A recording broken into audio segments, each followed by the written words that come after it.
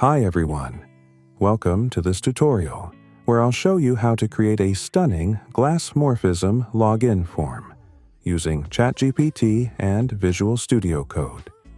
By the end of this video, you'll have a fully responsive, modern login form with a blurred glass effect. So, let's get started.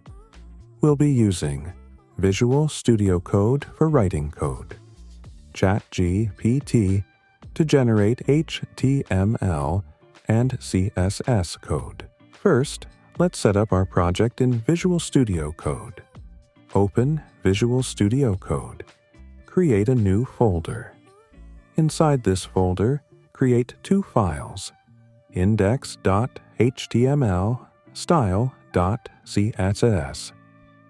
Now, let's start coding.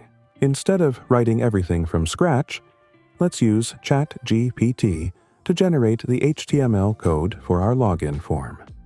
Open ChatGPT and type.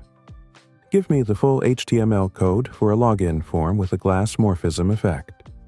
The form should have a username and password input, a login button, a forgot password link, and alternative login options with social media icons.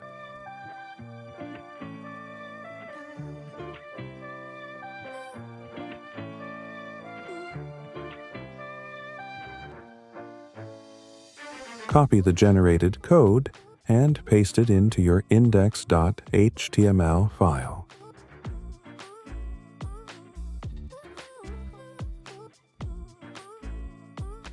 Now, let's generate the CSS styling using ChatGPT. Open ChatGPT and type. Give me the full CSS code to style a login form with a Glassmorphism effect. The form should be centered on the screen, have a transparent background with blur, rounded corners, and smooth animations. Copy the generated CSS and paste it into your style.css file.